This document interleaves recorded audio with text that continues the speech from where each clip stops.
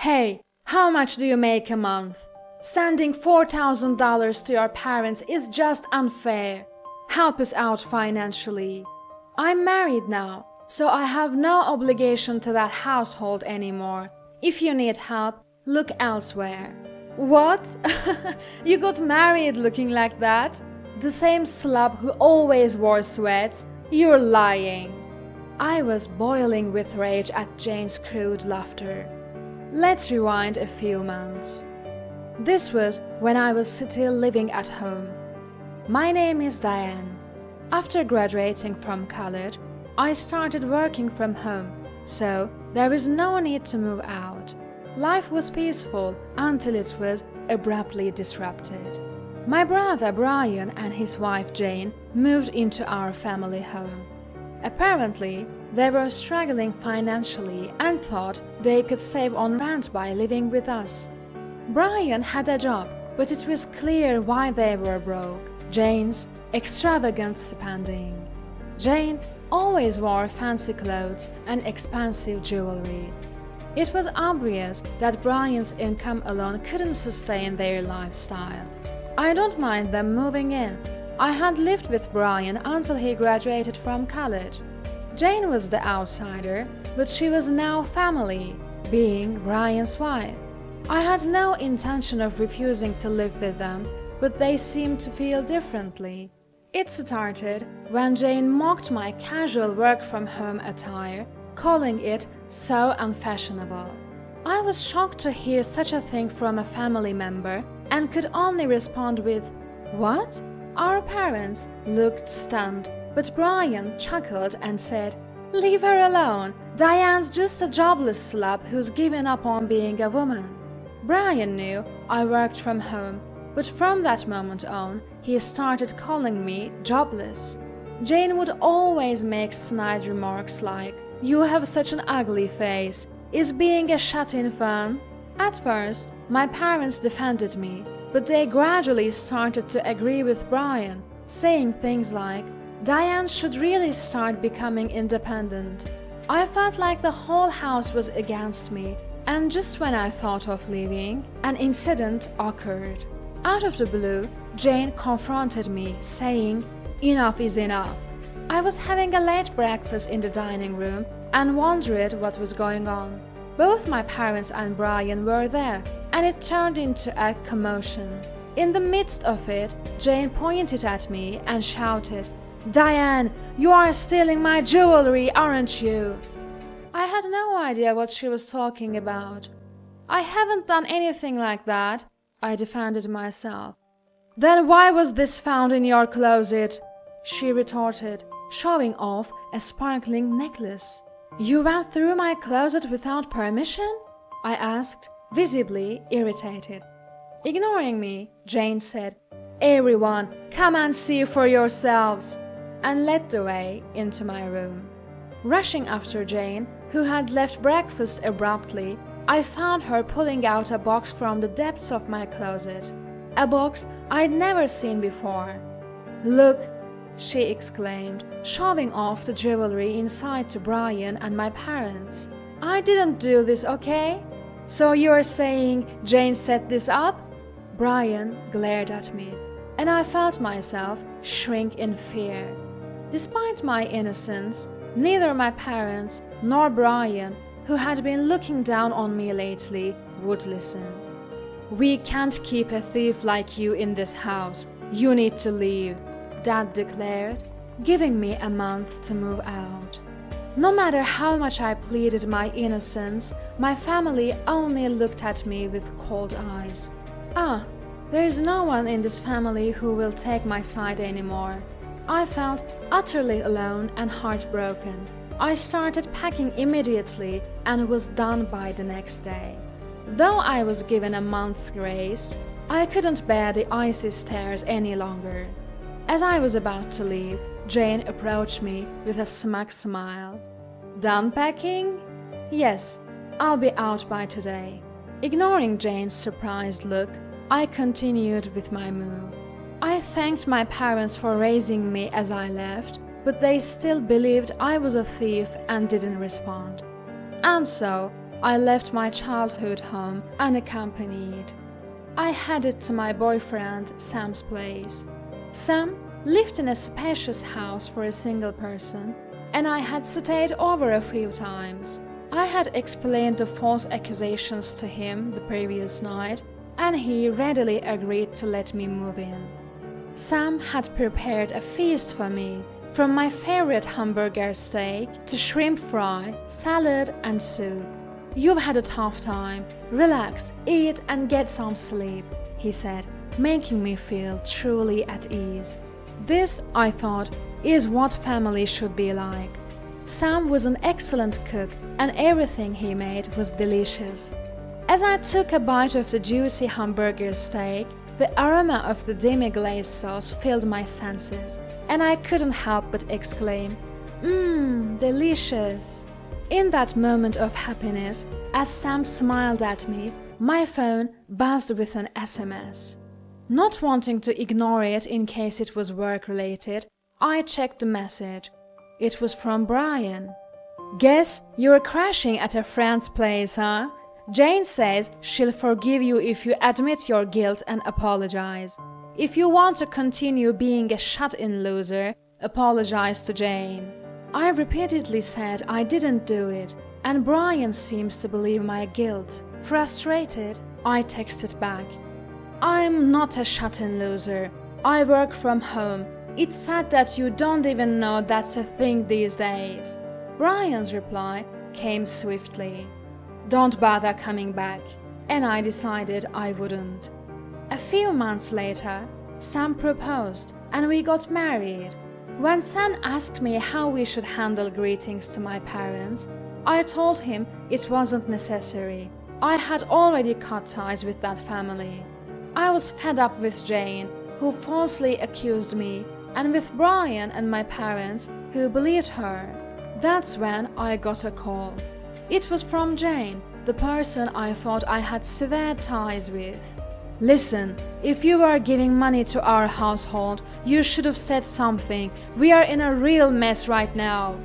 Jane's furious voice was so loud that I instinctively pulled the phone away from my ear. Confused, I asked, "What?" "It's about money, money!"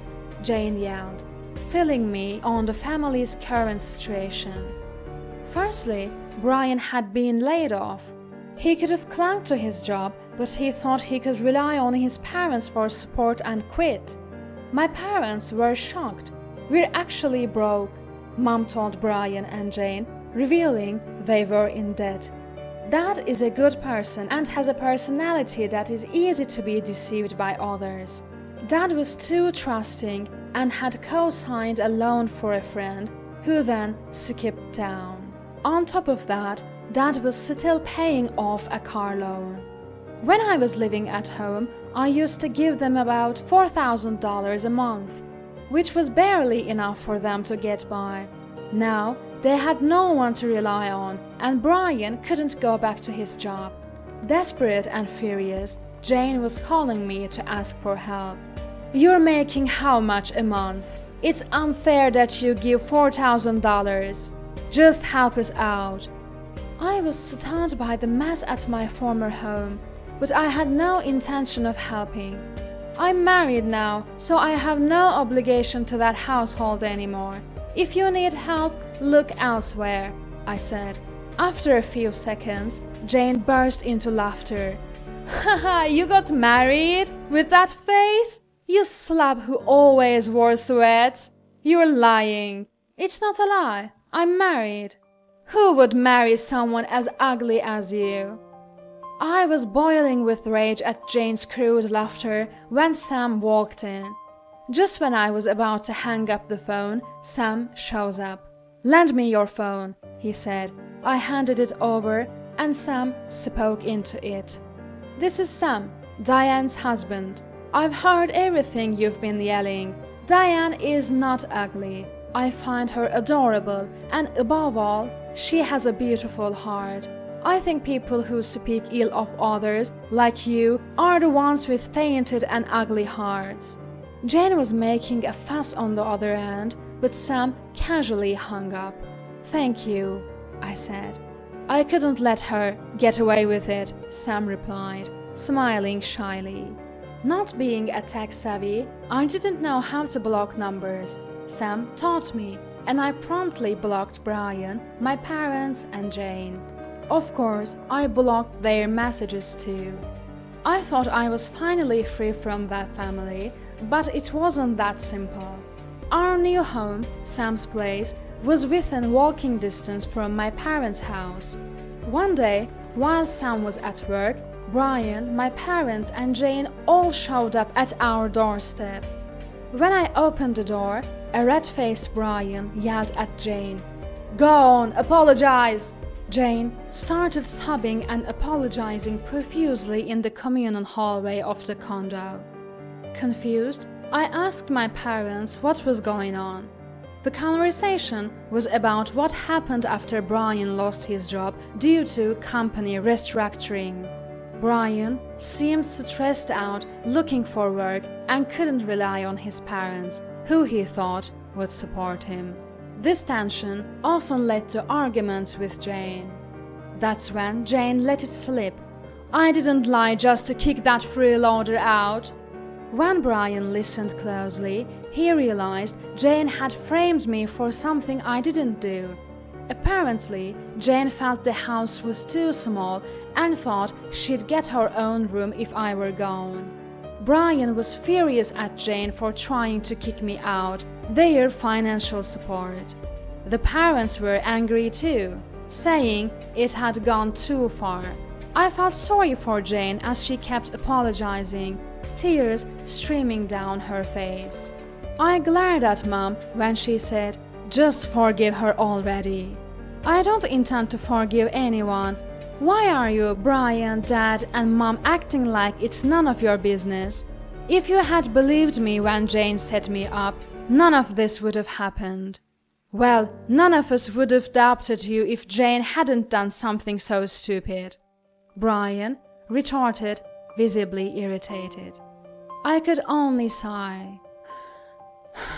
"What you, Brian, Dad, and Mom did to me isn't just that.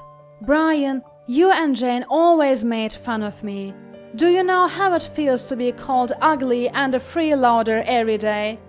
Despite all the financial help I've given, Dad and Mom didn't help me either. How did you feel when I was being insulted? Didn't you think of helping me?" Accused by me, Brian swallowed his words. The parents looked shocked for a moment. Then Mom started crying and Dad looked down. "So, I have no intention of helping," I said, moving to close the front door. "Wait, please," Brian exclaimed, starting to deeply apologize next to Jane. "If things stay like this, all of us, me, Dad, Mom, and Jane, will be homeless. We might have to sell the house. Please help us." At Brian's words, the parents also knelt and deeply apologized to me. It was quite a sight for adults apologizing, but I simply said no and closed the front door. For a while, I could hear knocking and voices calling for me, but eventually it seemed like Brian and the others had given up. When I told Sam about it after coming home from work, he asked, "Are you okay?" I smiled and said, "Yeah, we're moving soon anyway." Sam lives in a house that's spacious for one person, but a bit cramped for two.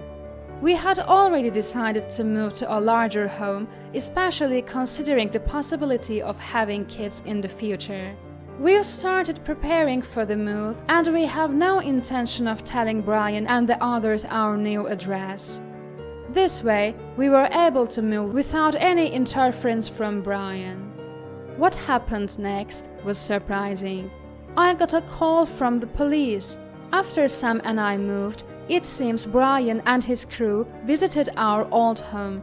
They were causing such a ruckus early in the morning that the neighbors called the police.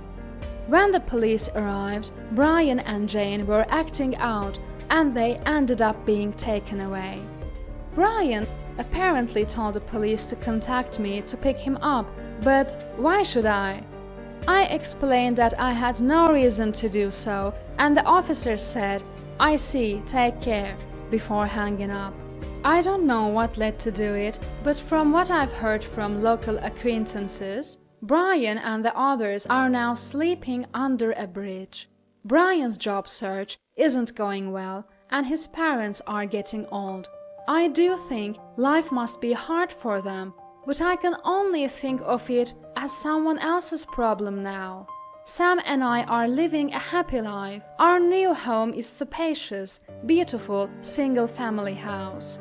We moved closer to Sam's workplace, so he is thrilled that we're able to spend more time with family.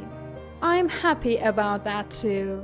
That's because I found out I was pregnant shortly after we moved. When I told Sam's parents we couldn't rely on my own for childcare, they said, "Feel free to consult us anytime." And Sam assures me, "Don't worry, I'll take paternity leave and help with raising the child. I can't wait for the baby to be born." You're getting ahead of yourself. I can't help but chuckle at Sam, who's eagerly awaiting our baby. I might have lost my blood-related family, but from now on, I want to cherish my real family. Who said you could sit? Sorry, folks. Just the clueless and embarrassing son's wife here. While she kicked my leg out from under me, and I fell, Carol behaved warmly to the relatives around us. People sitting close by offered their hands to help, but Carol stopped them. I bit down hard, clutching my severely aching left leg, but the swelling had gone down somewhat. It was where I had broken it a month ago. Carol strutted around, making it clear to all the relatives that she could treat me, her son's wife, like a servant. However, at that moment, someone appeared, and Carol's tyranny began to crumble. I'm Melissa. This year, at 24, living as a dual-income couple with my husband. We met at a party for singles organized by a friend. Back then, I was so reserved that not just marriage, but even dating someone seemed out of reach. Moreover, I'd always been focused on my studies with few friends. A few concerned friends worried I'd end up forever single, and friendless forcibly dragged me to the event. I had no intention of finding a spouse, but there I met Brian, 2 years my senior, also there by coincidence. He was a senior of the friend who had invited me, and like me, he had been dragged to the party by friends. My friend said, "If you don't find anyone else interesting, you should talk to this guy." So I did as told, and it turned out Brian had been given the same advice about me. Eventually, despite the party's intention for singles to meet, following my friend's guidance led me to date Brian. According to my friend, Brian and I seemed to have a similar vibe, and indeed, that turned out to be true. We might not have been perfectly in sync, but I often knew what Brian was thinking or about to say, and vice versa. Our relationship was like that of friends, relaxed, and we naturally progressed to marriage. Up to this point, everything was smooth, and I was surprised that someone as socially awkward as me could get married. But then, hell began. Brian's family home was far enough to require a plane from my hometown, and with the marriage, I moved into my in-laws' house. Living with in-laws might evoke images of subtle harassment. In my case, since Brian was somewhat absent-minded, I had imagined his parents to be similarly easygoing. But the moment I stepped onto the in-laws' property, "Are you Melissa? What's with that messy hair?" Before I could say anything, an elderly woman said that, leaving me stunned. I realized she was Brian's mother, Carol, because when she smiled, her eyes looked just like Brian's. "Nice to meet you. I hope you'll like this." Trying to hide my unease, I handed over the gift box from inside the paper bag. Carol didn't even attempt to reach for it, saying, "I'm busy, so get ready and come to the kitchen immediately. You can unpack your things later." before disappearing into the back room. In her place, Paul, my father-in-law, who had been silently standing until then, took the gift box. However, without making eye contact with me, he muttered something under his breath and walked away in a different direction from Carol. Meanwhile, Brian entered the house ahead without offering any explanation or apology to me. I felt a sense of discomfort at the glimpse of his family's power dynamics, but had no time to dwell on it. As Carol had instructed, I entrusted my luggage to Brian and headed straight to the kitchen. Noticing my footsteps, Carol turned around and glared at me. "Do you not tie your hair back when cooking at your home?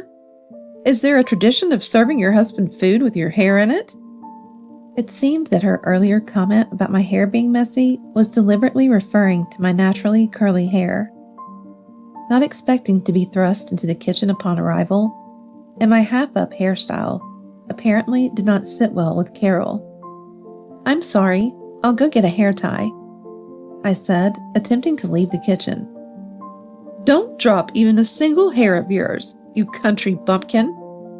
And if you're going to tie it, this will hold it together the best," she said, handing me a bunch of rubber bands. I was somewhat prepared for her harassment, but I didn't expect such direct malice. Carol was an elusive person. One might guess she harassed me because her precious son was taken away, but Carol seemed not to fit that narrative. She was harsh not only towards me, but also towards Brian and Paul, especially towards Brian. "You're so feeble, that's why you end up with such a worthless wife." Or, "I told you not to turn out like your dad, but here you are, just as gloomy." Among other things, she says quite terrible things. Both Brian and Paul remained silent, never retorting. I convinced myself that Carol must suffer from a condition where she can't live without spewing venom, and somehow I managed to endure it. However, there were times when Carol was in a particularly bad mood, and only my meal would not be served. Both Brian and Paul witnessed this, but pretended not to see. Brian, trying to appease Carol, would even join in on her sarcastic comments and insults towards me. Lacking the courage to stand up to his mother as an adult, he would claim, "Everything Mom says is right," blaming me, which was both sad and disappointing. As for Paul, he acted as if he was practically non-existent, quietly leaving the room whenever Carol started nagging me relentlessly. As for her son Brian, let alone Paul, the reason he can't say anything to Carol is clear from her insults. "You should be grateful I married you. You have no right to talk back to me. Everything you are is thanks to my father. If you have any complaints, try saying something back. You'll surely be cursed by Dad then."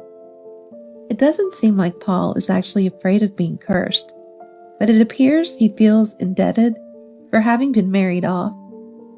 Having seen Paul in a weaker position to Carol since he was young, Brian must have naturally understood that their mother was the strongest member of the family. Like Paul, they watch Carol's mood and either stay silent or agree with whatever she says. Already feeling anxious about my life at the in-laws' house, it was almost expected when an incident occurred. Since the day we started living together, I had been made to accompany Carol on grocery and household item shopping trips, which had become a weekly routine for us. One day, accustomed to being loaded with bags, we went to Carol's favorite supermarket as usual. It was the weekend, and the elevator we normally used was too crowded for immediate use.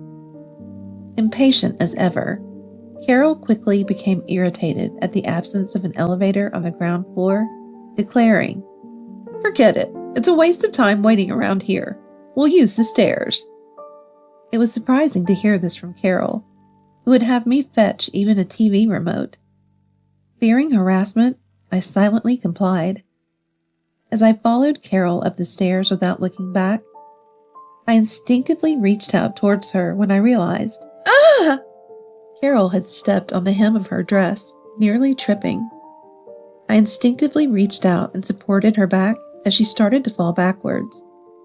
That was fine, but in doing so, I neglected my own footing and ended up tumbling down myself. "Hey, what are you doing?" Carol scolded before showing concern, and I was in too much pain at the moment to respond. I had only fallen a few steps, but it seemed I had twisted my ankle badly. Noticing my ankle swelling rapidly, Carol clicked her tongue. "How clumsy! You can't carry anything properly with that foot. It's useless staying together, so just wait in the car." It was harsh to hear, especially since I had been injured while saving Carol. But saying so would only invite worse comments, so I quietly returned to the car and decided to rest a bit with the seat reclined. The next day, after household chores had settled down around noon, I went to the hospital. I had thought it was just a sprain, but it turned out there was a crack in the bone, and I ended up with crutches. I texted Carol to inform her, mentioning I'd be late because I was picking up some medication. The lack of response was typical, making it clear Carol didn't care at all. Returning home with the unfamiliar crutches, Carol immediately said, "Change the light bulb in the shower room. Use the ladder from the garden since the ceiling is high, and make sure to clean the floor well afterward." Her usual attitude filled me with disgust. It's not like I was asking for her to worry about me. But there was no urgent need to use the shower room right then, and changing the light bulb could wait for Brian or Paul to return from work. To think of putting someone who can't use one leg on a ladder over a slippery floor just shows how deplorable Carol's character is. Of course, when Paul and Brian came home, there were no words of concern for me, and Carol only scolded me as I struggled with housework limping around. The harassment worsened from that point, not physical abuse, but constant exposure to vile words and stress. About a month into this life, as my swelling had finally gone down, and I was weeding the garden while protecting my foot, Carol approached me. "Next week, there's a family dinner. Given your usual attire, I assume you don't have anything formal, right? I'll lend you one of my dresses, so at least try to tidy up and fix that messy hair of yours for the day." Having been made to quit my job after marriage and left without any money of my own, Carol continued to mock even my hair texture. Forced to always keep my hair tightly tied, I felt like I was aging prematurely. Brian had mentioned that these family dinners, held every 3 months or so, were attended by people of high social status. They were all elites, either highly educated and employed at major corporations or entrepreneurs with over 500 employees. At the dinner, it was apparent from the parking lot scene that these individuals were indeed surrounded by others engaging in conversation. As the new member, I was introduced to them, but Carol would invariably interrupt. "This is Melissa, my son's wife. She might look presentable now, but usually, if you don't tell her, she's all about sweatpants and messy hair. She's all dressed up today because she's meeting all of you. Really, it's quite embarrassing." Despite the awkward smiles from others, Carol didn't hold back on the insults. While some tried to kindly change the subject, Brian either remained silent or just nodded, as if agreeing with Carol's harsh words.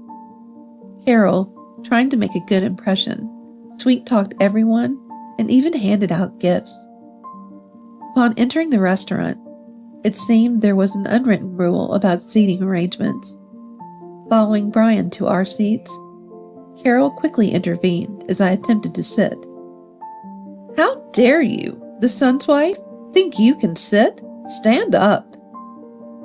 To make matters worse, she kicked my recently healed left foot, causing me to lose balance and fall dramatically.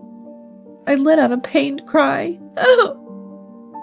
With no protection on my foot since I had just removed the cast, feeling the pain directly. Looking down at me, Carol then turned to the others, saying, "Sorry for the disturbance. My lack of training has shown, and I apologize for that. If you're going to make a scene, you should at least do it convincingly, pretending to seek sympathy for an injury you caused yourself." Despite her quick talking, suggesting she might be panicking inside, Carol managed to stop several people from helping me. "It's fine. No need to be kind to a liar. I'll have a word with her. Please don't worry about it." As she said this, Carol grabbed my arm, trying to forcibly get me to stand, seating herself promptly. Feeling more and more embarrassed and irritated by Carol, treating me like a doll, and the stares from those around, I was about to voice all the frustrations I had been holding back, when someone approached from behind and brushed past me to touch Carol's back. Sharon!" Carol's voice strained. Judging from her words, this must be my father-in-law's mother. Her light-colored dress was beautiful, but her face, lips pressed tightly together, had a cold demeanor. "I heard you wouldn't be attending today." "I did say I might not make it due to other plans, but I had made a reservation just in case I could. Is my presence unwanted then?" "No, not at all. It's far from being unwelcome. I'm delighted, actually." Carol suddenly shrank back, cowering. Sharon then spoke to Paul. "You can start without me," and led Carol to the corner of the room. As I tried to stand, Sharon stopped me. "Your foot hasn't healed yet, right? It's not good to strain yourself. Don't worry about anything, and just sit next to Brian." Her authoritative presence left no room for argument, and I complied. As Sharon was about to return to her seat, Carol, standing in the corner, spoke up. Sharon? What is it? You stay standing. If you have something to say it from there." Without even looking back, Sharon responded coldly. "Why should I stand? I came here wanting to dine with you too, Sharon." Under the gaze of other relatives, Carol's face turned increasingly red. "How absurd! You think you have the right to sit as the son's wife? That's exactly what you told Melissa earlier. You should set an example." Sharon's firm response left Carol blushing even more, amidst stifled laughter from somewhere in the room. "You used to be such a kind-hearted girl when we first met. When did you become so spiteful? If I had known, I would have never let my son marry into your family. Well, my son left home because he couldn't stand me, so there's that." Paul twitched at her words. It seemed Paul married Carol as a petty escape from his strict mother. Sharon's remarks continued, everyone pausing their forks to listen.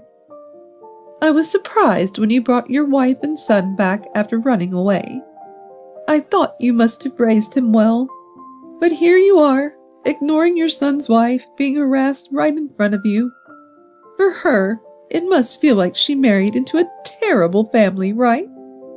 Show everyone here your foolish faces, both of you." Sharon pointed at Paul and Brian, then had them stand next to Carol. "These people are a disgrace, behaving rudely towards guests. Remember this well." Even I was nervous that it might have been too much, but seeing the three of them silently bowing their heads, I felt a sense of relief. Amid curious stares, Carol raised her voice again. "Sharon, I was just trying to educate this useless son's wife. She uses her injured foot as an excuse not to do her chores properly, and even pretends to be in pain in front of others. I've had my hands full.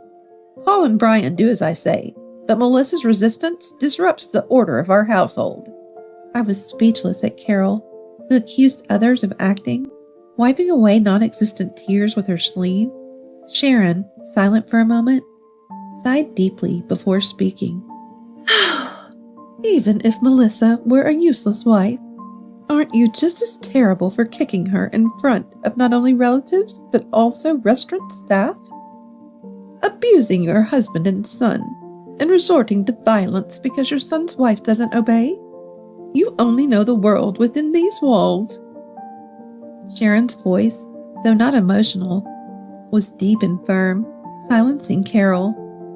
For about an hour, Carol and the two men stood in the corner. In the end, it would be a waste of food otherwise. Sharon allowed them to eat. After the dinner, I stopped Sharon to express my deepest gratitude. Sharon, still with a stern expression, advised, "Cut off those who treat you poorly without mercy." But her gaze seemed softer than before. Returning home, Paul, Carol, and Brian were waiting at the entrance. "Since you were out all day, you haven't cleaned the yard, right? Now, please take care of weeding, pruning the bushes, watering the flowers, and sweeping the entrance. After that, we'd like a massage, so hurry up and finish everything." Carol, perhaps trying to vent her embarrassment from Sharon's rebuke, imposed even more tasks than usual. Paul and Brian remained silent, but their looks were unmistakably malicious. They blocked the entrance, making it clear they wouldn't let me in. So I sighed. So this is the treatment you always receive." Sharon appeared behind me. Having asked to be brought here, the three of them tensed up again as Sharon held up two large bags. "Mom, you came all this way, even though you're busy." Paul, who spoke up for the first time in a while, was met with a glare from Sharon. "Busy? The only reason you have extra work is because of you three. From what I've seen, you clearly haven't learned your lesson." Sharon said this and handed each of them a bag. Indeed, Sharon, concerned about their behavior at the dinner, had decided to stay with them for a while to rectify their manners. She advised me to return to my parents' home and even said that if things didn't improve, I should consider divorce. "Now begins our delightful cohabitation. I'm so excited. I ended up bringing quite a lot of luggage. Brian, to get you to turn your attention back to Melissa, and for you two as a couple to rediscover your initial spark, I'll be putting my heart into guiding you." Sharon's smile, which I saw for the first time, seemed to hold a curious kind of magic, both frightening and reassuring. Next day, I contacted my parents and decided to temporarily return home. Brian, trying to follow me, grabbed my mobile phone, saying he would come with me to my parents' house. Before I could stop him, my dad shouted over the phone, "A man who just watches as Melissa is mistreated is better off not showing his face again." Brian ended up feeling downcast once more. Disgusted by Brian's opportunism with my parents after neglecting me, any bit of affection I had for him vanished completely. Knowing Carol's volatile nature, Brian had agreed to live with her, fearing the consequences of refusal, and had put me in front to escape Carol's wrath. Paul likely shared this disposition. Silent, even as Brian was repeatedly berated, I hoped that under Sharon's strict tutelage, all three would become somewhat decent human beings. However, I started receiving daily calls at my parents' house, mostly from Carol, occasionally from Paul and Brian. "Can't you talk Sharon into leaving?" they pleaded repeatedly. With me gone, the three were being rigorously trained in household management by Sharon, suffering from physical aches and building frustration due to the inability to harass me. The atmosphere at home was constantly tense, worsened by Sharon's surprise inspections, inviting relatives over, and forcing them to entertain, keeping them on edge. All three played the victim, saying, "Get Sharon to leave and come back yourself. Why should we suffer like this?" I declared my intention to divorce over the phone, though such matters should be ideally discussed face to face, given their treatment of me. I figured this approach was justified. With Sharon mediating, the divorce proceedings went smoothly, and I decided to stay at my parents', looking for a new job and starting anew. 6 months later, an incident occurred at my new workplace. Brian, Paul, and Carol somehow found out where I worked and showed up, wondering how they got the information. "Melissa, the letter you sent me was tampered with. That might have been how they found out." Sharon called. I reassured Sharon, who apologized, that there was no harm done. From an upper floor, I watched as security restrained the three who kept mentioning my name, likely unable to endure Sharon's discipline any longer. Considering Carol's daily verbal abuse and Paul and Brian's indifference, their current plight seemed just. I felt no sympathy seeing them detained, wishing to exclude them from my sight entirely. By then, I had found someone new, who respected my thoughts and shared his own, a dependable partner. Though I'm not yet ready to remarry, we're taking our time to nurture our love without rush.